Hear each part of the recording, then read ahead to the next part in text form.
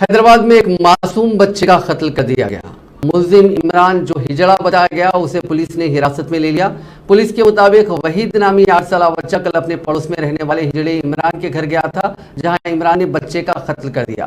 Police राय ने बताया कि शुबा है कि इमरान ने गला दबाकर बच्चे का कत्ल किया और नाश को मूसापेट नाले में फेंक दिया।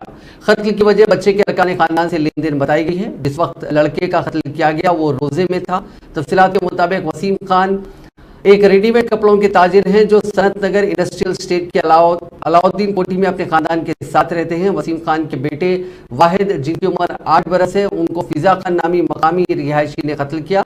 वसीम खान ने चिट्ठियों का कारोबार करने वाले फिजा खान को चिट्ठियों के लिए कुछ रकम दी थी। फिजा खान ने इस रकम को वापस नहीं किया था, इसीलिए दोनों के दरमियान इस मामले में लड़ाई होती रही। इस पस मंजर में जुमेरात को भी दोनों के दरमियान झगड़ा हुआ। इसके बाद वाहिद नमाज के लिए घर से निकला था, लेकिन रात देर गए तक वापस नहीं आया, जिस पर वालिद वसीम खान ने पुलिस में शिकायत दर्ज कराई। पुलिस ने मकामी लोगों की तरफ से दी गई मालूमात और सीसीटीवी फुटेज के शवाहिद से मुलजिम को गिरफ्तार करके तफ्तीश शुरू कर दी।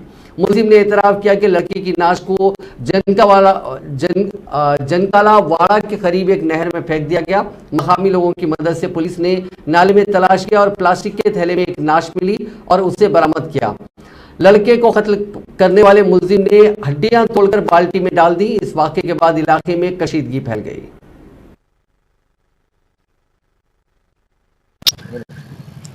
जी, मेरा भांजा था अब्दुल वाहिद खान, भतीजा मेरा। उसको कल 5 बजे अंदर लेके चले गया घर में। इमरान ले जाके इसको 5 बजे से अंदर ले जाके मार दिया घर में ले जाके। किन्नरे छिक्का वो बस्ती में रहता, हमारे 4-5 घरों के बाजू में रहता। अंदर ले गया उसको। लास्ट घर में लोकेशन उसका वही था बच्चे का। हमारे लास्ट कैमरे में देखे उसको, तो वही कैमरे में दिखा हमने। जो घर में गया तो फिर निकले हमारा भतीजा बाहर।